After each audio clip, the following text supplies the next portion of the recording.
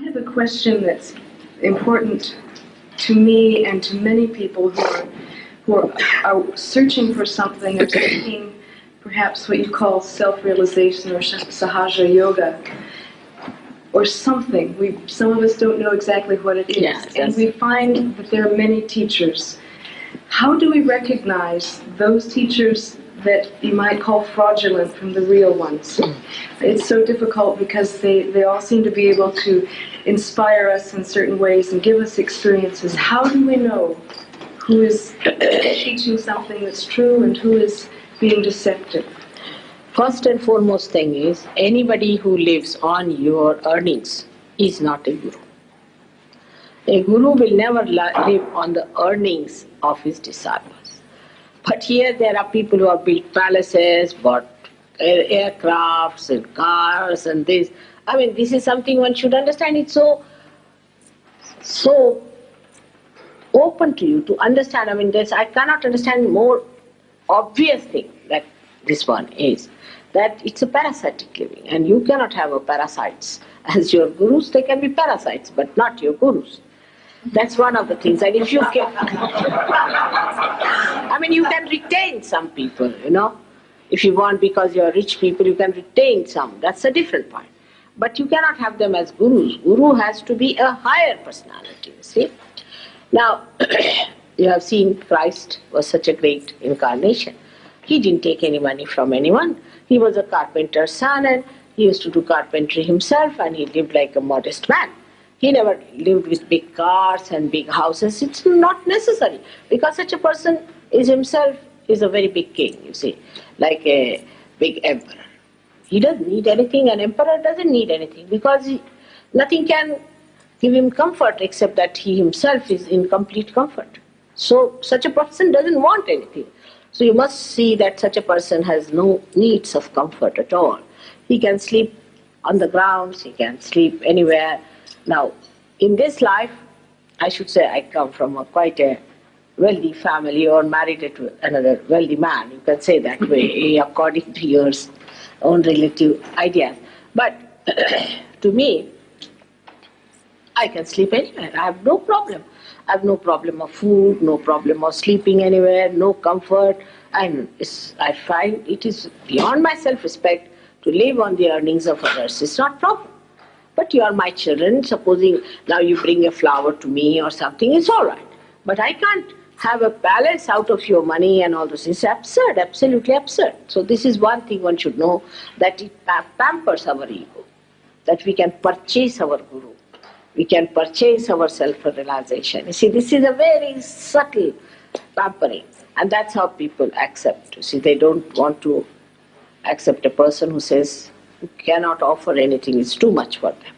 Or maybe that, secondly, could be that people think that if you pay something, then you get attached to it, you go through it, whatever it is. Say you have paid for a ticket, and you find that the whole play is horrid, you can't bear it, but you have to go through it because you have paid for it. That's a human nature, you see. That's a human nature. I have seen that they do it, and that's what it works out.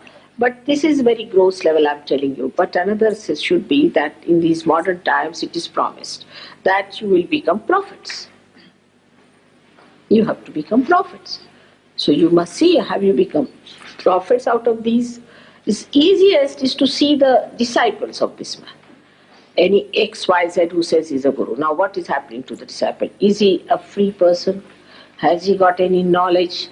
Has he got any mastery? What has he achieved by being with that person? Now you have seen here there are Sahajogis, one better than the other. You talk to them, they are knowledge. Some of them have met me only for say 8 days or so, they have become knowledge. So what have they achieved, you should say? What is their style of life, their pattern of life, how they behave? And there cannot be any privacy about it. You see, like mafia, you don't tell that and you don't say that and you shouldn't do that. Of course, in Sahaja Yoga, the truth is exposed gradually. But it is not like this that if you give some money, nobody knows. Everybody knows everything in Sahaja Yoga. See, now supposing we have to build an ashram, say for example. All right, you build your ashram, you collect your money, do what you like and know about it. I have nothing to do with it. Also among yourself you should know how you got the money, how you spent it, what is the expense and all that. Because ashram you can pay for, but not for your realization. And this is one thing, is very important, that what you get out of it is important, that you should become a prophet. Have you become a prophet? Then thirdly, you must know that if you are going from one to another, what we call guru shopping business, that means you have not found it. Otherwise you would just settle down. But some people are so weak that they do settle down with one and are finished with them. You must always see the people who go to these gurus, what have they got? Have they got their transformation? Because this is the age of transformation.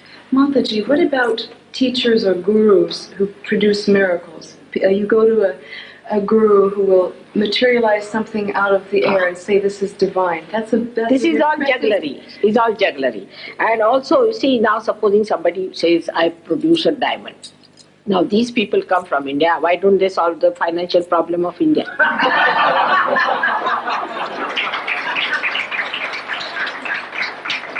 Secondly, you see, at every point they can be challenged. You should say that, then all right.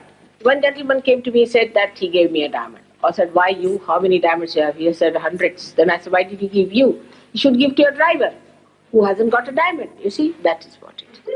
So it is all jugglery. You should see those who materialize. What have they given you? They have to give you something eternal. If they talk about God, God is not going to give you diamond. Which God has given diamonds to people? Have you heard of anyone giving diamonds? No. So you should ask for something which is the highest, which is the supremost.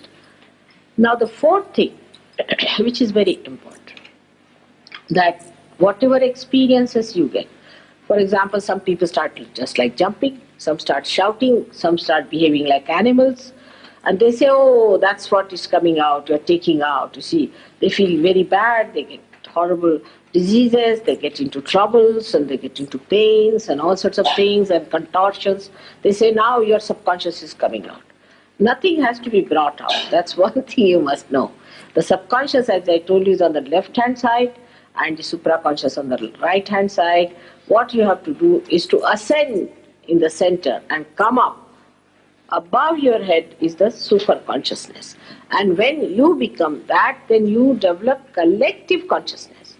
So those who want you to become like frogs, again, you must know that you are not going to become frogs anymore now. That's not anyway evolution. The evolution has to go higher, not becoming frogs or earthworms, you see. And if you start crawling, it is simple mesmerism. Anybody mesmerizes can do these tricks, you see. It's simple mesmerism. And then to believe that now you are surrendered and all that is all nonsense, see.